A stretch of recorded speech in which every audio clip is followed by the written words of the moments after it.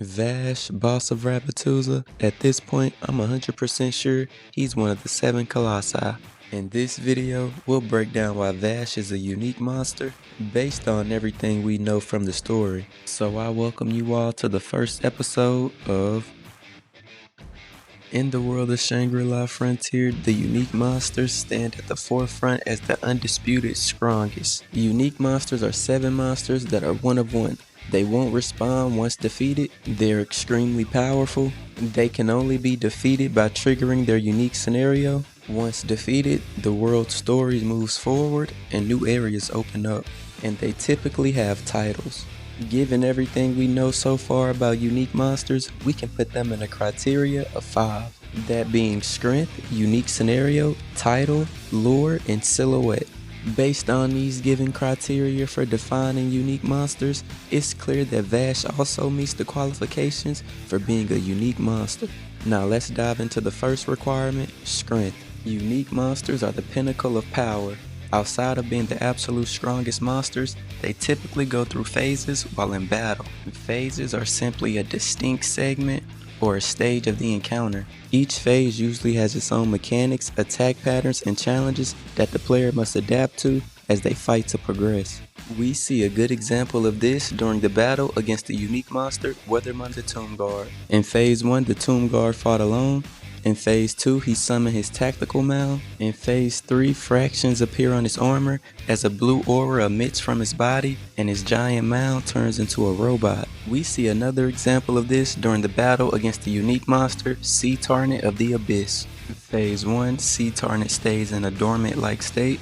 Phase 2, Black Abyss will manifest as tentacles and pursue the players. Phase 3, he floats in the sky in a more magical form. Phase 4, he reverts to an abyss, and his 5th and final phase being the imagination form. Up to this point in the story, Vash has only demonstrated his strength once. In the 10th and final round of Sunraku's training at the Vorpal Colosseum, Vash presents him with a level 120 opponent named the Aberrant Wood Mage, giving him a simple objective: survive for 5 minutes. Vash chooses this rule because he knows Sunraku lacks the strength to defeat the Wood Mage. Despite the odds, Sunraku manages to barely endure the 5 minutes and complete the scenario, but the Wood Mage attempts to continue the fight and Vash intervenes. He effortlessly grabs the Wood Mage and slams him into the ground, creating a crater. Then he leaps down with the giant wooden stick, piercing the Wood Mage, defeating him in a single blow without revealing his true power. This moment is significant early in the story, as the Wood Mage is the strongest monster seen apart from the unique monsters. It also establishes Vash's superior strength compared to Sunraku, making him one of the most formidable fighters we've seen yet. Moving to the next criteria, we have unique scenario. In the story, we encounter 2 distinct type of unique scenarios, the first being the standard unique scenario, and the last being EX unique scenario. Standard unique scenarios are quests triggered by unknown conditions, rewarding players with exceptional equipment, skills, magic, and more. An example of this is found in the Abyss City arc, where the character Great Pirate Stud presents the quest Pierce the Disciple of the Abyss. This quest revolves around avenging Stud's father by destroying a monster-infested ghost ship. As the ghost ship approaches, Stud rallies his crew, urging them to engage head-on despite the ghost ship's damage.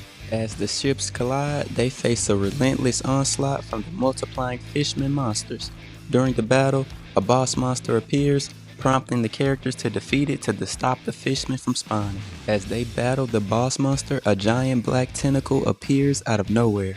This leads us to an EX unique scenario, which are directly tied to unique monsters. When the massive unique monster Sea Tarnet of the Abyss appears, it creates an EX unique scenario. Look up into the abyss, oh man, and the world will turn upside down. Another example of this is when Setsuna grants Wolfgang an EX scenario to fight Weatherman the Tomb Guard. Vash has provided Sunraku with both types of scenarios: Invitation to Rabbituza and Invitation to Rabbituza Practical Training. Both of those are standard unique scenarios. Vorpal Epic, that's a EX unique scenario. This is significant because it demonstrates that Vash not only has the ability to grant players the rarest quests, but he also possesses deeper knowledge than most of the world. Taking it a step further, I think since Vorpal bunnies and snake-type monsters have a long-standing rivalry, Vash's EX scenario most likely has something to do with defeating the unique monster that resembles a serpent. But that's a video for another day. Moving to our next criteria, title.